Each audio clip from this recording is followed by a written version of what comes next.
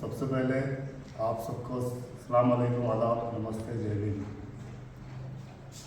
कल जो आदिलाबाद में तेरी चंद चौक से लेके पंजाब चौक तक, शिवाजी चौक और दीगर एरियाज में जो फुटपाथ के वेंडर्स थे, हाकर्स थे, उन लोगों को जो बेदर्दी से ये मौजूदा हुकूमत जो निकाला गया, हम यहाँ पे सियासी बात करने के लिए नहीं बैठे।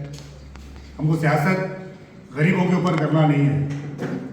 हम ये कहने के लिए बैठे यहाँ पर कि मौजूदा हुकूमत में आप लोग रहते हुए जो फुटपाथ वालों को जो दिलासा दिए, हम तुमको ऐसी जगह बिठाएंगे, परमानेंट बिठाएंगे, आपका नुकसान नहीं करेंगे।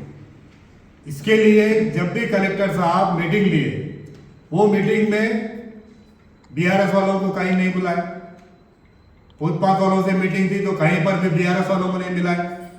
रामन्ना साहब को नको मिलो बोले, हम ही तुम्हारा इंसाफ करते बोले। आज क्या हाल करके बैठे वो लोगों का, रोड पे आ गए। वो लोग दिन भर वहां पर मेहनत करके 200-400 रुपए कमा के अपने बीवी बच्चों का पेट भरने के लिए धंधा कारोबार करते थे, और वो लोग वो धंधे कारोबार पे फाइनेंस लेकर, लोन लेकर धंधा कारोबार करते थे। आज उनको बेदर्दी से वहां से बेदखल कर दिया गया, और कलेक्टर साहब बोलते हैं कि टेम्पररी हम गणेश थिएटर में बिठा दें।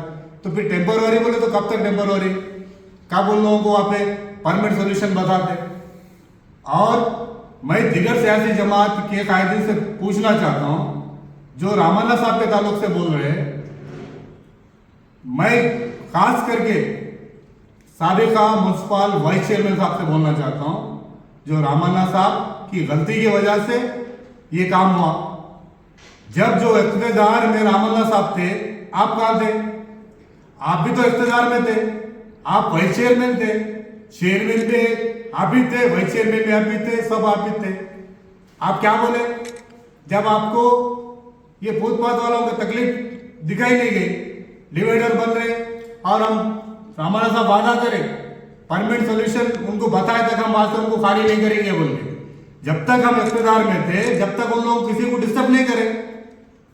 जब तुम क्यों खामोश बैठे? जब क्या बोले रामन्ना साहब की वजह से ये हुआ, तो जब क्या करें आप भी तो जब वाइस चेयरमैन थे, आप बल्दिया में थे, आपको कब जब कमीशन पे आ रहा था, जब लोगों से पैसे लेना पे आ रहा था, लोगों के जिंदगी के बारे में आपको कोई फिक्र नहीं थी, आप दिलासा देते हुए उन लोगों को हम तुम्हारा परमानेंट जगह बताएंगे।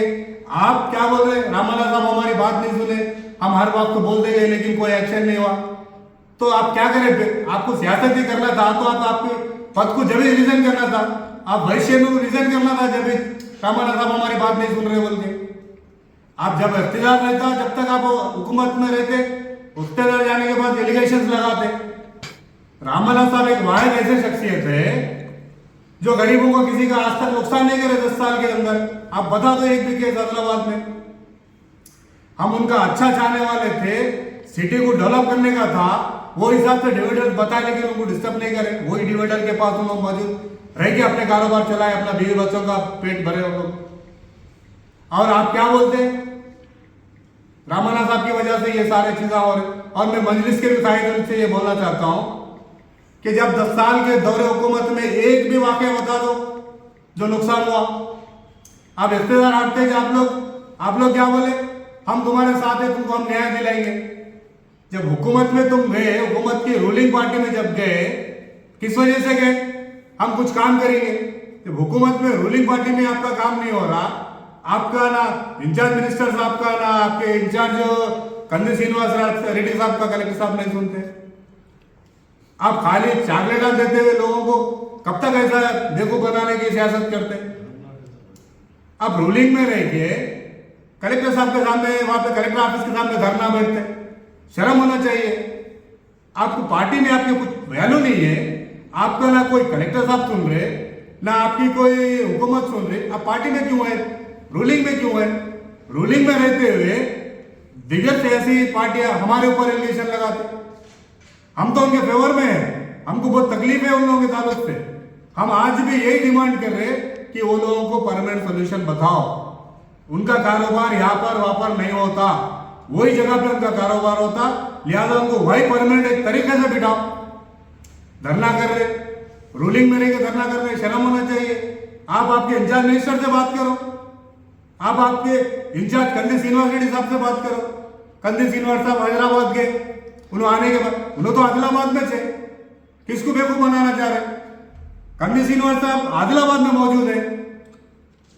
जब कंदी श्रीनिवास रेड्डी साहब की भी नहीं चल रही, रूलिंग में रहेगी, तुम लोग उठाने लगा दे रहे, फिर बोल रहे कि ये बीआरएस वाले कर रहे। अरे तुम्हारे अकल कहां गई, समझ में नहीं आ रहा मेरे को। धरना तुम ही कर रहे। ये मैं इससे पहले ही बोला था कि ये भानुमती का केस है। बाबा लोग जो लोग आ रहे थे ना, वो पेशेंट जाने के बाद क्या करते, भानुमती को चढ़ाते, फिर उन्होंने उतारते। ये केस तुम लोग ही निकाले, फिर तुम लोग ही उसके ऊपर धरने पे बैठे। मैं ये बोल रहा हूं 100% तुम लोगों की लीडरशिप फेल्यूर है, तुम्हारी हुकूमत फेल्यूर है। तुम गरीबों का साथ नहीं दे सकते, तुम लोग गरीबों के दुश्मन हैं। गरीबों का साथ दी तो सिर्फ केसीआर साहब, जोगू रामाना साहब, बीआरएस पार्टी। 10 साल के दौरे हुकूमत में किसी का कोई नुकसान नहीं किया। लिहाजा आने वाले दिनों में भी हम चैलेंज करके बोलते हैं, आने वाले दिनों में भी बीआरएस पार्टी हुकूमत में आएंगे, हम इन लोगों का सबका इंसाफ करेंगे बोलते हुए मैं बात खत्म करता हूं।